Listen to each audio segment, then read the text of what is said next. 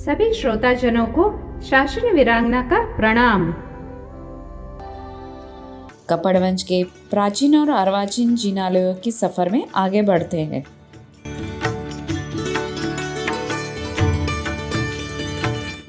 श्री अष्टापद जिनालय।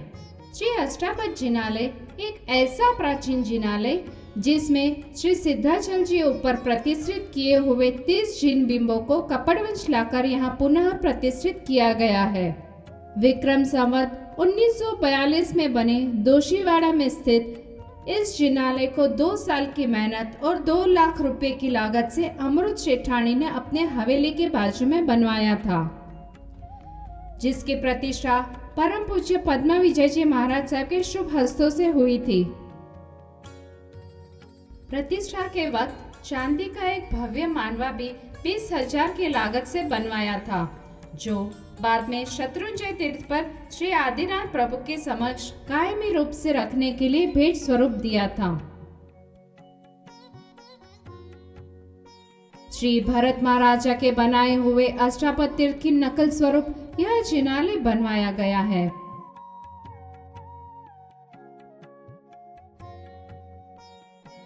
मूल गभारे की कारीगरी बस देखते ही बनती है।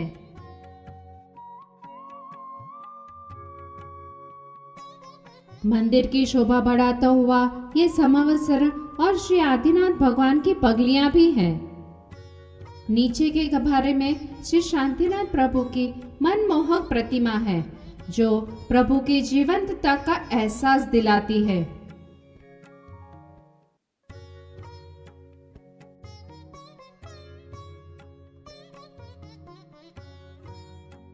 दो 2000 स्क्वायर फीट में फैले इस जिनालय को अद्भुत कारीगरी से भरपूर स्तंभ, मंडप, शिखर, झरोखे, हाथी आदि से सुशोभित किया गया है।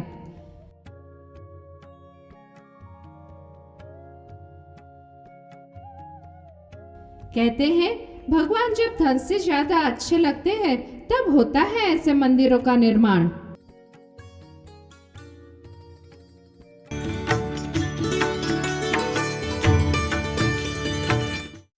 भारतीय परंपरा में तीर्थ यात्रा का महत्वपूर्ण स्थान है। मानसिक शांति और चित्त की प्रसन्नता को प्राप्त करने का यह एक परम श्रेष्ठ साधन है। ऐसा ही शांत, नैसर्गिक और प्राचीनता को इतनी गहराई से समेटा हुआ वातावरण ऐसे ही धार्मिक स्थलों पे मिलता है। श्री महावीर स्वामी जी के मूल नायक रूप में 40 साल पूर्व परम पूज्य आचार्य श्री देवेंद्र सागर सुरेश्वर जी महाराज साहब द्वारा प्रतिष्ठा हुई थी।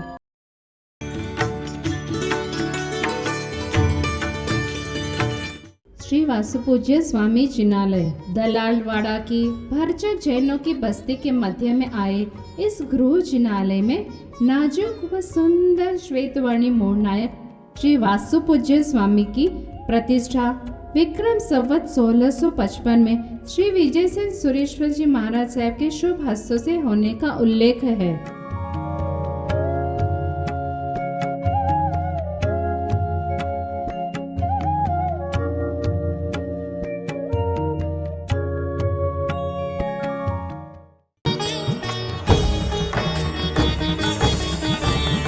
ओम ह्रीं श्रीं अरहं श्री आदिनाथाय नमः। ओम ह्रीं श्रीं अरहं श्री आदिनाथाय नमः।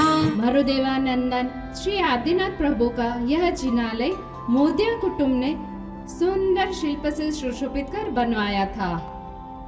जीर्णोद्धार के बाद परम पूज्य आचार्य श्रीमद विजय दर्शन सुरेश्वर जी महाराज साहब के सानिध्य में प्रतिष्ठा हुई थी। गर्भगृह में सिद्ध चक्र जी का सुंदर पट है।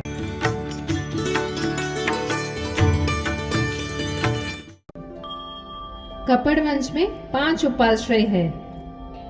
21 प्रकार पूजा के रचयिता श्री सकलचंद जी महाराज ने पंच के उपाश्रय में 70 वेदी पूजा की रचना की थी। जिस पाठ पर 70 वेदी पूजा की रचना की थी वह पाठ आज भी यहाँ मौजूद है। कहते हैं कि जो महात्मा इस पाठ पर बैठकर प्रवचन देते हैं वे उस विषय पर भी प्रवचन दे सकते हैं जो उन्होंने कभी भी पढ़ा न हो। यहाँ उनकी और नवांगी टीकाकार पूर्वाचार्य अभयदेव सुरेश्वर जी महाराज साहब की पगलियां हैं।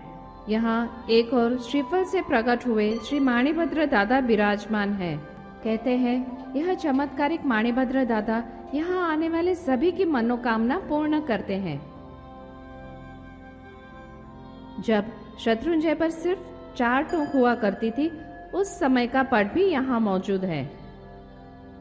कपड़वंश का और एक उपाश्रय जिसका नाम है लहुड़ी पोसाल उपाश्रय, श्री समविजय जी यति जी महाराज जब यहाँ निवास करते थे तब उनकी सिद्धियां संकट समय में भाविक पुण्यात्माओं की मुसीबत दूर करने में सहायक बनती।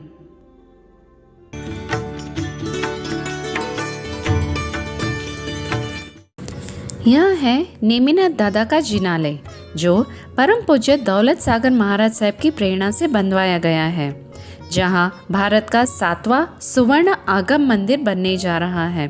जल्द ही इसकी प्रतिष्ठा होगी। कपड़वंश की कुलदेवी सर्वमंगला माता ने सपने में आके कहा था कि मेरी स्थापना बरगद पीपल के पेड़ के नीचे करना। यह पेड़ किसी चमत्कार से कम नहीं है।